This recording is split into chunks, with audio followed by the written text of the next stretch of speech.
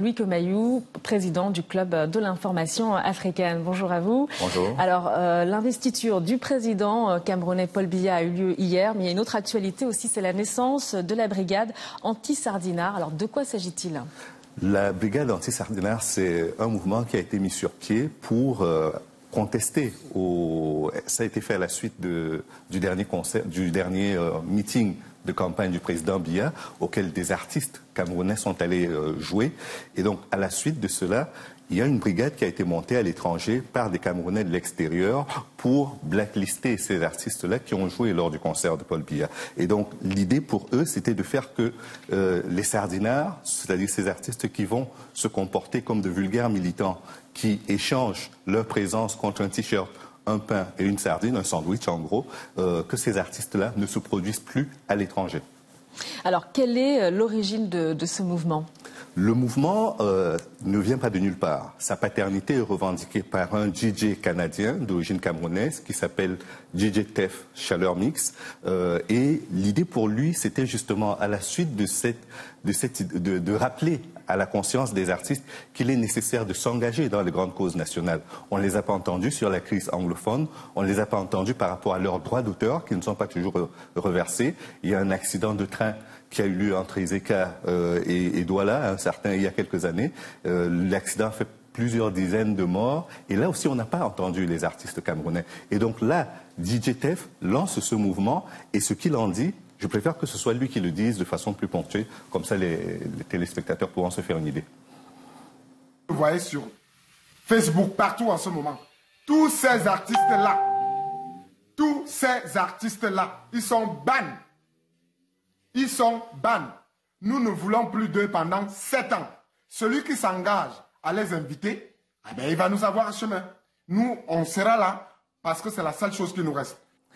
Et donc, ce mouvement a été effectivement lancé. La première application en France a eu lieu avec un concert qui devait être organisé par Jeannot Gutenberg, un organisateur de spectacles camerounais, un promoteur. Il a annulé, il a remplacé les artistes qui devaient venir par d'autres qui ne sont pas sur la liste des artistes interdits. Et finalement, le concert a pu avoir lieu. Il y a eu un autre concert à Nice qui, lui, a été annulé. Le concert était organisé en l'honneur de Katino, une artiste camerounaise. Et donc, elle a dû annuler son concert. Je vous invite à écouter, par exemple, parce que c'est très violent ce qui s'est passé, à voir de quelle manière elle est sortie de ce concert à Nice, en France. C'était en début de mois.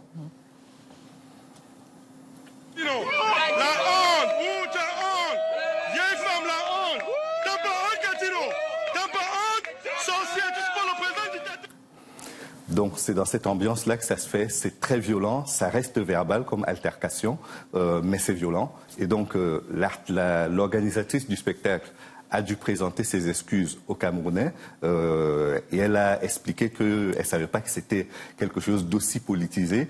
Je propose d'ailleurs qu'on écoute ce qu'elle disait à la suite de toutes les remarques qui lui ont été faites sur Internet.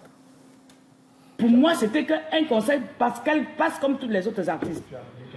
Et que moi, aujourd'hui, je n'appelle plus aucun artiste qui a été bloqué.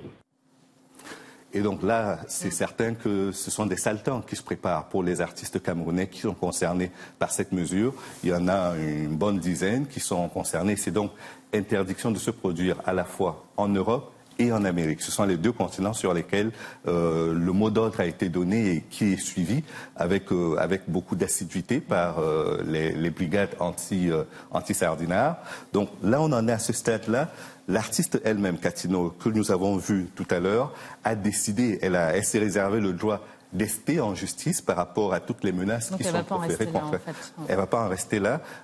Et pour les autres, pour ce qui est de son agenda, il ne devrait logiquement pas bouger. Son manager m'expliquait que si jamais les organisateurs de spectacles garantissent la sécurité de son artiste, il ne va annuler aucune des tournées puisque ce sont des engagements qui ont été pris et qui ont été pris de longue date, au moins 6 mois avant la proclamation. Et qu'est-ce qu'elle risque si elle persiste ?